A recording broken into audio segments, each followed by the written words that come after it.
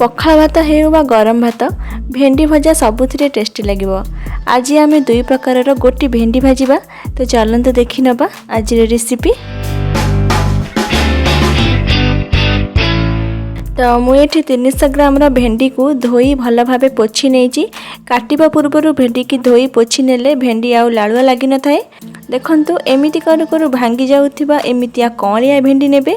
आउ जदि एमिति भांगु नथिबो त से भेंडी नेबेनी, भल टेस्ट आसीबनी। एबे आमे भेंडी रो दुई पट साइड को काटी नबा आउ मझिरु एमिति चिरा लगै नबा। देखंतु गोटे पट साइड काटिबे आउ गोटे पट साइड एमिति लागिथिबो। तापर एठी 20 रु 25 टी रसुन रो कोला नेइछि। 7 रु 8 टी कंचा लंका नेइछि। रसुन आ कंचा लंका आपण जेतिकी भेंडी नेउथिबे सेही हिसाब रे नेबे, किछि क्वांटिटी नाही। आपण आपणक टेस्ट हिसाब रे कम बेसी करि परिबे। एठी आमे रसुन रो चोपा छड़ैबानी, काहे कि ना सेटा आगु को देखिबा। गोटे ग्राइंडर जार रे देई खदडा के ग्राइंडिंग करि नेबे। ग्राइंडर रो स्विच रो अपोजिट साइड रे जेउ पटे पी लेखा हेइथिबो सेही पट साइड को दुई थरा बुलेई नेबे। कम समय रे लंका आ रसुन रो छेचा होई जिवो, नाइ तो गोटे हेमदस्ता द्वारा छेची नेबे। देखंतु ऊपर को रसुन रो चोपा बाहरी आसीची। एबे काढी नबा।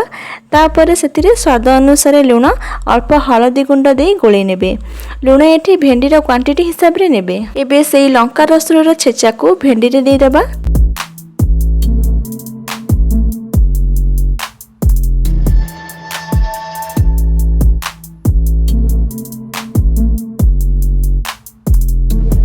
जेहेतु मुझे दुई प्रकार भेंडी बनैबी तो अल्प भेंडी रे पूरा दे देली। तापरे गोटे तावा रे 2 बड़ चामच तेल नेबे। आपण एठी सोरिष तेल भी नहीं परिबे। तापरे गोटे गोटे भेंडी को दे दबा।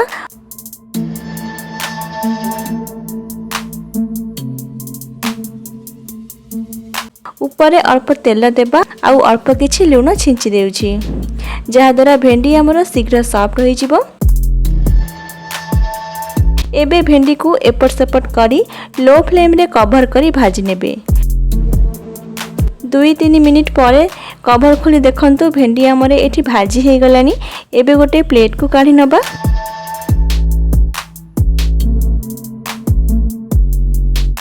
तापरे आमे आउ गोटे प्रकार भेंडी बनै नबा। तो सेम ग्राइंडर जार रे गोटे चामच सोरिष, सेम चामच रे 2 बड़ चामच भजा बादाम, गोटे सुखिला लंका, 7 रु 8 टी रसुन, स्वाद अनुसार लुण आउ किछि हळदी अल्प पानी दे ग्राइंडिंग करि नेबा।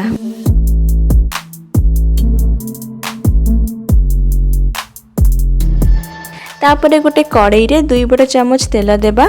आपण एटी सोरिष तेल भी नहीं परिबे। तापरे आमे बाटिकी रखिथिबा मसला को देई कस्ती नेबा।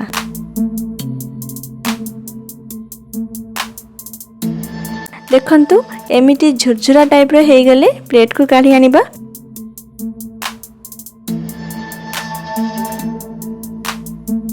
मसला ठंडा हेबा परे भेंडी रे देबा।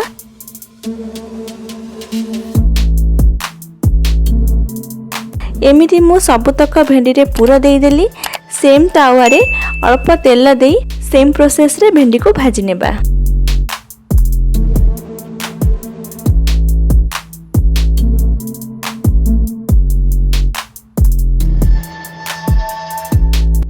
भेंडी हमर एठी हे गलानी। गोटे प्लेट को काढी नेबा। एबे हमर दुई प्रकार गोटी भेंडी भजा खाइबा पई रेडी। एई प्रकार भेंडी भजा दिने घरे बनांतु। पखाल भात हेउ बा गरम भात सहित एंजॉय करंतु। ए दुई प्रकार भेंडी भजा भितरु आपनकु केउंटा पसंद कमेंट करी जणांतु। त पुणी आसीबी आ गोटे नुवा रेसिपी नै। रहूची धन्यवाद।